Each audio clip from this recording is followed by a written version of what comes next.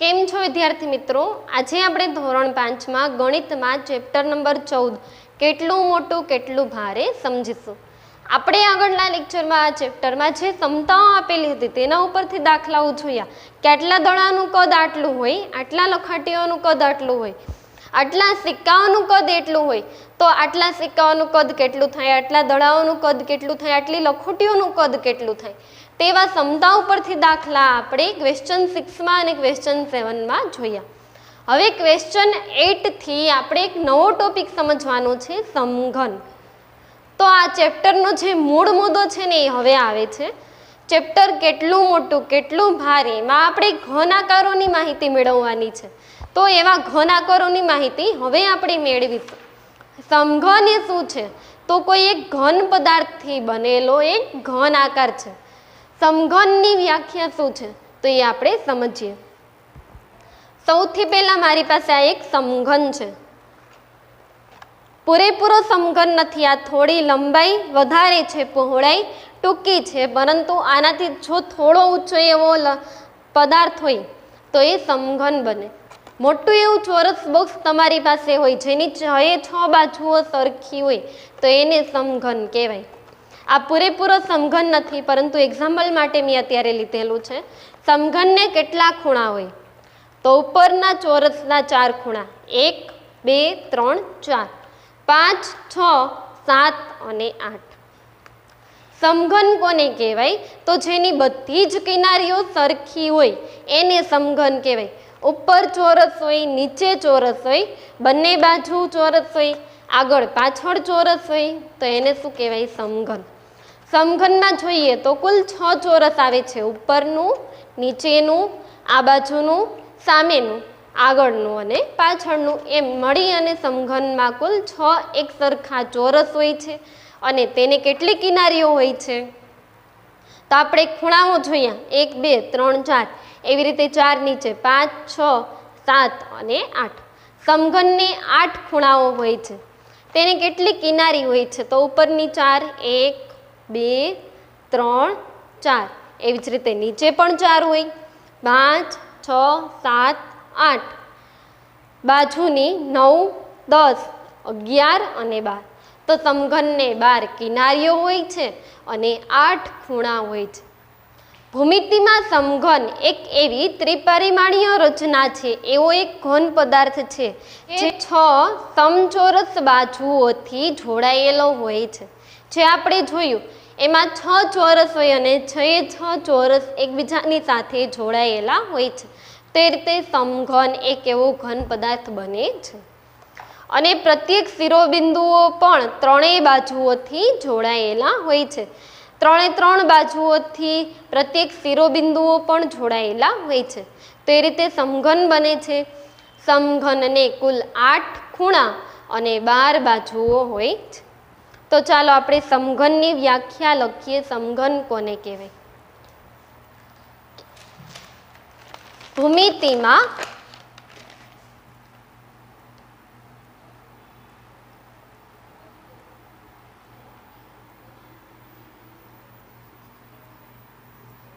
સમઘન એક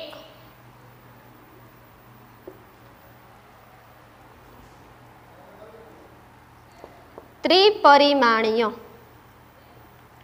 કે જેને 3 પરિમાણ હોય છે, ત્રિપરિમાણીય ઘન પદાર્થ છે જે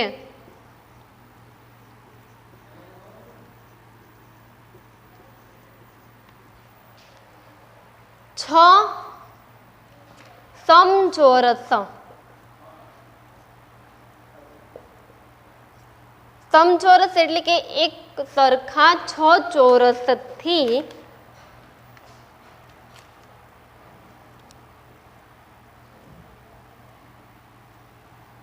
જોડાયેલો હોય છે.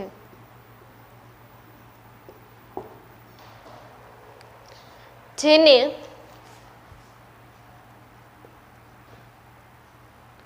આઠ ખૂણા હોય છે અને 12 બાજુઓ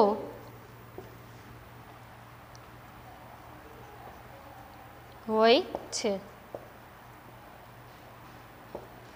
સમઘન કોને કહેવાય? તો ભૂમિતિમાં સમઘન એક ત્રિપરિમાણીય ઘન પદાર્થ છે જે 6 સમચોરસથી જોડાયેલો હોય છે, જેને 8 ખૂણા હોય છે અને 12 બાજુઓ હોય છે। તમે તમારા ઘરે ચોરસ રમકડાનો પાસો લો, રમકડાના પાસા લૂડોમાં હોય, સાપસીડીમાં હોય એવા ચોરસ પાસા લો, એને જુઓ, અથવા ચોરસ પેટી, ચોરસ બોક્સ લો, એને જુઓ તો એના કુલ તમને 8 ખૂણા જોવા મળશે, 12 બાજુ હશે અને 6 ચોરસ તમને ઉપર નીચે જોડાયેલા હશે, તો એ શું છે? સમઘન। એવી જ રીતે લંબઘન પણ હોય। આ લંબઘન જ છે, જોયો છે અત્યારે, જેમાં લંબાઈ અને પહોળાઈ છે। જ્યારે સમઘન હોય એમાં બધી જ બાજુઓ કેવી હોય? સરખી। આ મોટી અને નાની બાજુઓ છે, સમઘનમાં બધી જ બાજુઓ કેવી હોય છે? સરખી। તો લંબઘન પણ એ જ રીતનો હોય છે, જેમાં લંબાઈ છે એ મોટી હોય અને પહોળાઈ નાની હોય છે। લંબઘનમાં L અને B લંબાઈ અને પહોળાઈ બંને હોય છે, જ્યારે સમઘનમાં માત્ર લંબાઈ જ હોય છે, તેને પહોળાઈ હોતી નથી। સમઘનની જે આ 12 બાજુઓ છે કેવી હોય છે? સરખી। તો હવે ક્વેશ્ચન 9 જોઈએ, ઘનનું ઘનફળ શોધવાનું સૂત્ર લખો। ક્વેશ્ચન 9, ઘનનું ઘનફળ, તો એમાં તમારે લખવાનું છે સમઘનનું ઘનફળ।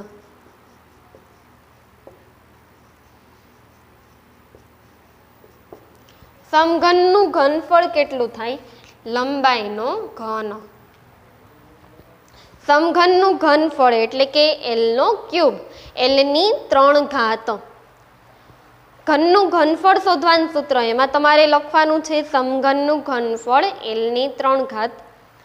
ક્વેશ્ચન નંબર 10, ઘનફળના 2 એકમો લખો। ઘનફળના 2 એકમો છે ઘન મીટર,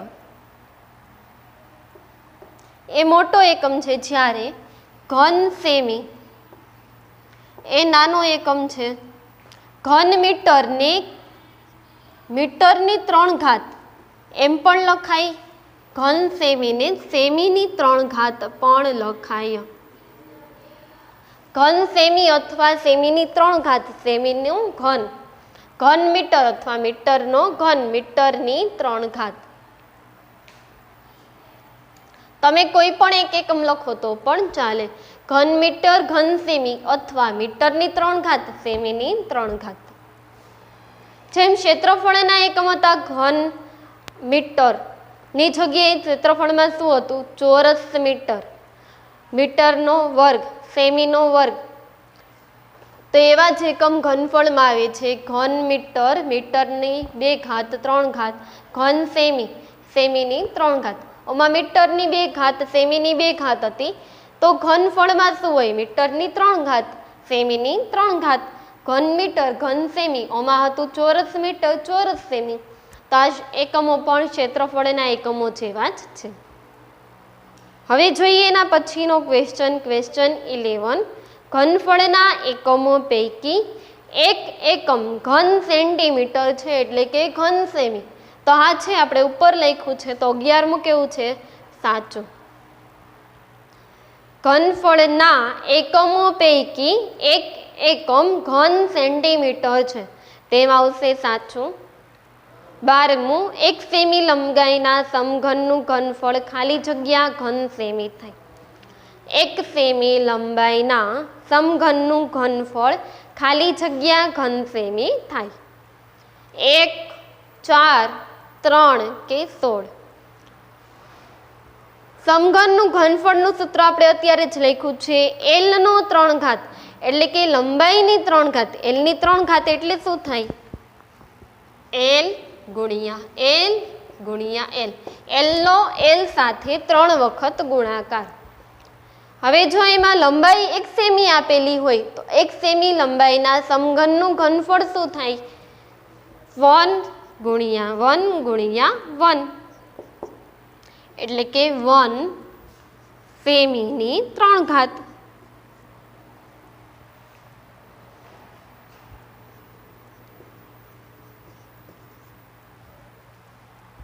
એક સેમી લંબાઈના સમઘનનું ઘનફળ 1 ઘન સેમી થાય, અથવા 1 સેમીની 3 ઘાત થાય।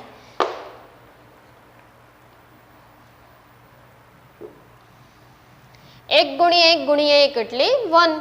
ક્વેશ્ચન 12 માં આવશે 1. ક્વેશ્ચન 13, નીચેનામાંથી કયું સમઘન છે?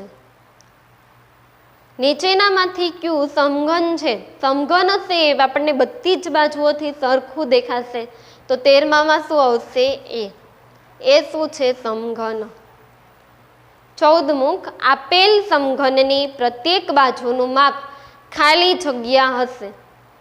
આપેલ સમઘનની બધી જ બાજુનું માપ કેટલું હશે? તો એ એક બાજુનું માપ તમે માપી લ્યો. એકનું માપ જેટલું હોય એટલું જ સમઘનની બધી જ બાજુનું માપ થાય. કેમ કે સમઘનની જે 12 બાજુ હોય કેવી હોય? બધી જ સરખી. તો 14માં એક બાજુનું માપ આપણને 2 સેમી મળે છે, તેથી સમઘનની દરેક બાજુનું માપ કેટલું હશે? 2 સેમી જ હશે. કેમ કે સમઘનની જે 12 બાજુ હોય બધી જ બાજુઓ સરખી હોય. એક પણ બાજુઓ નાની કે મોટી હોય નહીં. સમઘન હોય તો એની બધી જ બાજુઓ સરખી હોય. તો એક બાજુનું માપો તો એ 2 સેમી મળે છે, એટલે આપેલા સમઘનની પ્રત્યેક બાજુનું માપ 2 સેમી હશે. 15મું, 20 સેમી લાંબા અને 10 સેમી પહોળા પાટિયા પર 1 સેમી લંબાઈના કેટલા સમઘન લંબાઈ પર એક હરોળમાં ગોઠવી શકાય? ફરીથી 20 સેમી લાંબા અને 10 સેમી પહોળા પાટિયા પર. આવું કોઈ એક પાટિયું છે જેની લંબાઈ 20 સેમી છે, પહોળાઈ 10 સેમી છે, તાવા પાટિયા ઉપર 1 સેમી લંબાઈના એવા કેટલા સમઘન ગોઠવી શકાય? એટલે કે સાવ નાનું 1 સેમી લંબાઈનું સમઘન છે, આવડું સમઘન છે, તો એને એક હરોળની અંદર કેટલા સમઘન ગોઠવી શકાય? તો સૌથી પહેલા આપણને અહીંયા લંબચોરસ પાટિયું આપેલું છે, તેનું આપણને ઘનફળ મળે નહીં, તેનું શું મળે? ક્ષેત્રફળ. તો સૌથી પહેલા આપણે લંબચોરસ પાટિયાનું ક્ષેત્રફળ જોઈએ.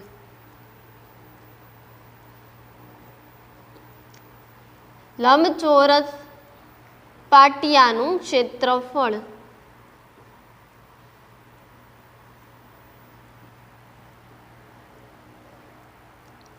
બરાબર લંબાઈ ગુણ્યા પહોળાઈ, L ગુણ્યા B, બરાબર લંબાઈ ગુણ્યા પહોળાઈ. L ગુણ્યા B લખો તો પણ ચાલે અને લંબાઈ ગુણ્યા પહોળાઈ લખો તો પણ ચાલે. લંબાઈ આપેલી છે 20 સેમી, પહોળાઈ કેટલી આપેલી છે? 10 સેમી. 10 સેમી ગુણ્યા 20 સેમી, 20 ગુણ્યા 10 એટલે 200 સેમી. 200 સેમીની 2 ઘાત, પરંતુ અત્યાર સુધી તમે ચોરસ સેમી લખતા હતા એટલે 200 ચોરસ સેમી.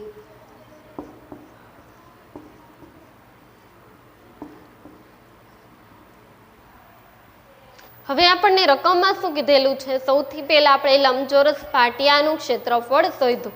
લંબચોરસની લંબાઈ છે 20 સેમી, પહોળાઈ છે 10 સેમી.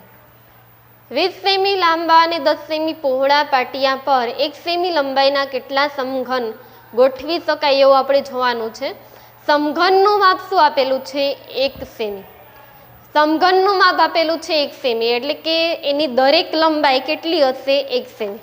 તો નીચેનું જે સમઘનનું તળિયું હોય ચોરસ, એની લંબાઈ કેટલી હશે? 1. પહોળાઈ કેટલી હશે? 1. ચારે ચાર બાજુઓ કેટલી હશે? 1 સેમી લંબાઈની. સમઘન છે તો એની લંબાઈ પહોળાઈ સરખી છે, એટલે ચારે ચાર બાજુ 1 સેમી લંબાઈની છે. તો આપણે એનું ક્ષેત્રફળ શોધીએ.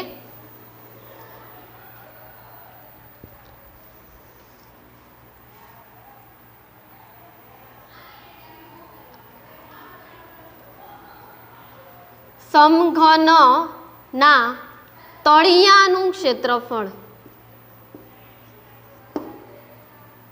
નીચે લખજો કૌંસમાં ચોરસ. સમઘનના ચોરસ તળિયાનું ક્ષેત્રફળ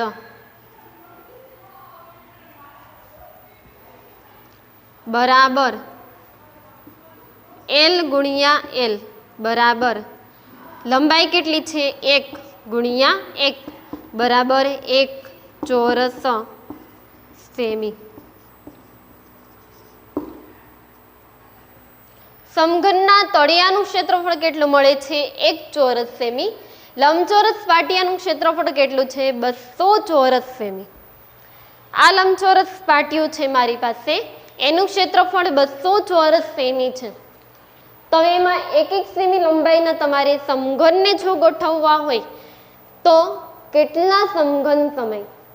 તો 200 સમઘન છે આરામથી આખા પેપરની અંદર સમાઈ જાય, કેમ કે આખા પેપરનું ક્ષેત્રફળ 200 ચોરસ સેમી છે. આ ભાગે રોકેલી જગ્યા 200 ચોરસ સેમી છે. હવે એમાં 1 ચોરસ સેમી લંબાઈના જો તમારે સમઘન ગોઠવવા હોય તો એ સમઘન છે 200 સમઘન સમય. આખા ભાગનું ક્ષેત્રફળ 200 ચોરસ સેમી છે, તેમાં તમારે 1 ચોરસ સેમીના સમઘન ગોઠવવા હોય તો કેટલા સમય? 200. આરામથી આપણને ખબર પડી જાય 1 ચોરસ સેમીમાં 1 સમય, 2 ચોરસ સેમીમાં 2 સમય, તેવી રીતે 200 ચોરસ સેમીમાં 200 સમઘન સમય. હવે આપણે કંઈક અલગ ક્વેશ્ચનના જવાબ આપવાના છે. પહેલો ક્વેશ્ચન શું આપેલો છે? 20 સેમી લાંબા અને 10 સેમી પહોળા પાટિયા પર 1 સેમી લંબાઈના કેટલા સમઘન લંબાઈ પર 1 કરોડમાં ગોઠવી શકાય? હવે લંબાઈ કેટલી આપેલી છે? અહીંયા 20 સેમી લંબાઈ છે, તો 1 સેમી લંબાઈનો જો 1 ચોરસ છે 1 સેમી ભાગમાં સમાતો હોય તો 20 સેમી લંબાઈમાં કેટલા સમઘન સમાય? 20 સમઘન સમાય.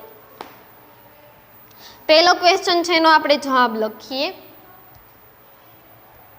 20 સેમી લાંબા અને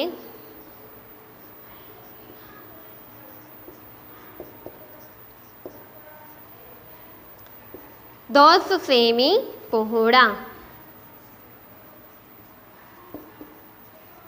20 સેમી લાંબા અને 10 સેમી પહોળા પાટિયા પર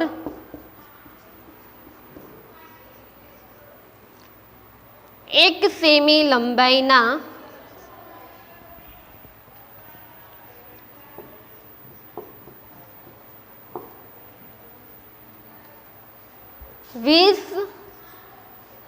સમઘન 1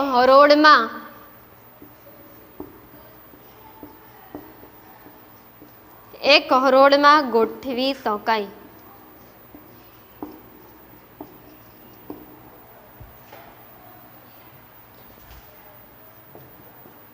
આ તો પહેલો ક્વેશ્ચન. 20 સેમી લાંબા અને 10 સેમી પહોળા પાટિયા પર 1 સેમી લંબાઈના કેટલા સમઘન લંબાઈ પર 1 કરોડમાં ગોઠવી શકાય? ફરીથી ધ્યાન રાખજો, નહીતર નહીં આવડે. લંબચોરસ પાટિયાનું ક્ષેત્રફળ 200 ચોરસ સેમી છે, એટલે લંબચોરસ પાટિયાએ રોકેલી જગ્યા 200 ચોરસ સેમી છે. જ્યારે સમઘન કેટલું જગ્યા રોકે છે? તો આપણે સમઘન કેટલી જગ્યા રોકીએ છીએ તો એને રાખવા માટે આપણે તળિયાનું માપ શોધવું પડે. આ સમઘનને આપણે આ લંબચોરસ પાટિયા પર ગોઠવવો છે તો એનું તળિયું છે કેટલી જગ્યા રોકે છે આપણે તો એ જ જોવું પડે. તો અહીંયા સમઘનનું જે તળિયું છે એ ચોરસ છે, તો એનું ક્ષેત્રફળ આપણે શોધવું પડે એ કેટલી જગ્યા રોકે છે. તો સમઘનનું તળિયું ચોરસ, એનું ક્ષેત્રફળ થાય 1 ગુણ્યા 1 એટલે 1 ચોરસ સેમી. એક સમઘન છે એ પાટિયા ઉપર 1 ચોરસ સેમી જગ્યા રોકે છે, તેવા કેટલા સમઘન મળે ત્યારે 20 સેમી લંબાઈની જગ્યા રોકાય. તો 20 સેમી લંબાઈનો જે પટ્ટો છે તેમાં આપણે 20 સમઘનને ગોઠવી શકીએ. તો પહેલો ક્વેશ્ચનનો જવાબ આપણને મળી ગયો. લંબાઈમાં 20 સમઘન 1 કરોડમાં ગોઠવી શકાય. બીજું શું છે? કેટલા સમઘન પહોળાઈ પર 1 કરોડમાં ગોઠવી શકાય? તેવી જ રીતે પહોળાઈનો આપણે જવાબ શોધીએ. લંબચોરસની પહોળાઈ કેટલી છે? 10 સેમી પહોળાઈ. તો પહોળાઈમાં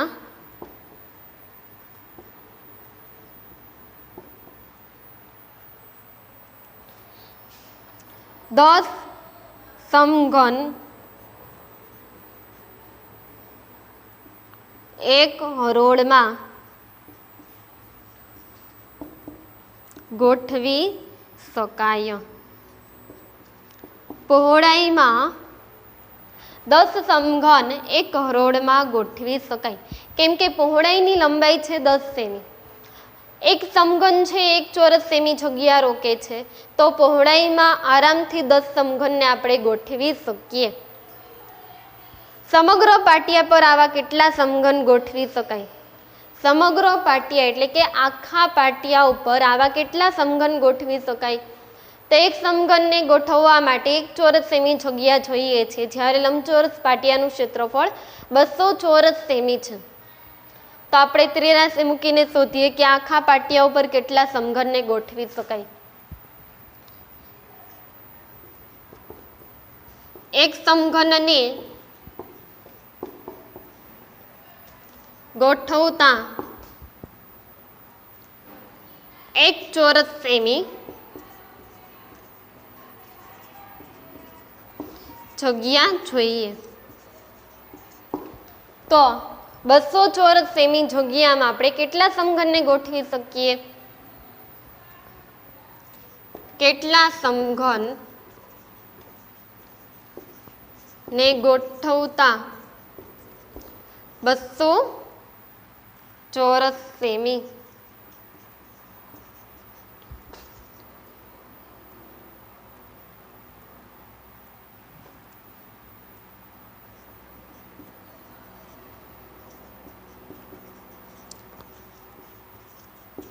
જગ્યા જોઈશે.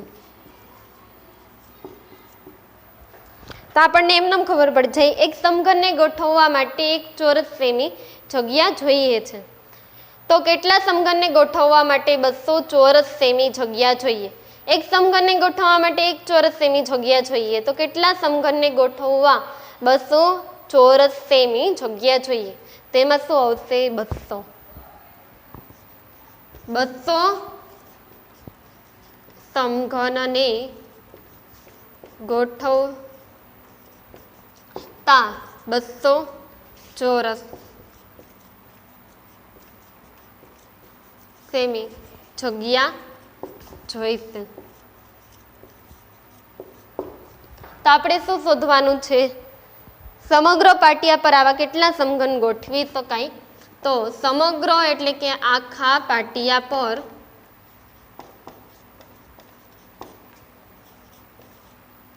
બસો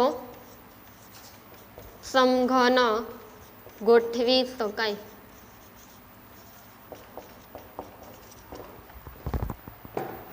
આ તો આપણો આખો દાખલો. 20 સેમી લાંબા 10 સેમી પહોળા પાટિયા પર 1 સેમી લંબાઈ પર 20 સમઘન ગોઠવી શકાય. એવી જ રીતે પહોળાઈ પર 10 સમઘન ગોઠવી શકાય અને આખા પાટિયા ઉપર એ બંનેનો ગુણાકાર કરો તો પણ આપણને જવાબ મળે 20 ગુણ્યા 10. લંબાઈ પર 20 સમઘન એ કરોડમાં ગોઠવી શકાય, પહોળાઈ પર 10 સમઘન છે એ કરોડમાં ગોઠવી શકાય, લંબાઈમાં 20 સમઘન ગોઠવાય છે, પહોળાઈમાં 10 સમઘન ગોઠવાય. તો આખા પાટિયામાં 20 અને 10 નો ગુણાકાર કરો એટલે 200 સમઘન ગોઠવી શકાય. તો આ દાખલો તમારે સારા અક્ષરે તમારી બુકમાં નાના અક્ષરે લખવાનો છે જેથી સમય જાય. તો આજે આપણે ક્વેશ્ચન 8 થી 15 સુધી જોયું, જે તમારે તમારી સ્વામાં પૂરું કરવાનું છે. દરેક વ્યાખ્યા, દાખલા, ખાલી જગ્યા બધું જ સારા અક્ષરે તમારી સ્વામાં લખવાનું છે. આજે આપણે સમઘનની વ્યાખ્યા અને તેના ઉપરથી એક દાખલો જોયો. ક્વેશ્ચન 15 થી પછી ક્વેશ્ચન 16, 17, 18, 19, 20 અને 21 થી સમઘન અને લંબઘનના દાખલા છે, જે આપણે પછીના લેક્ચરમાં સમજીશું. Thank you.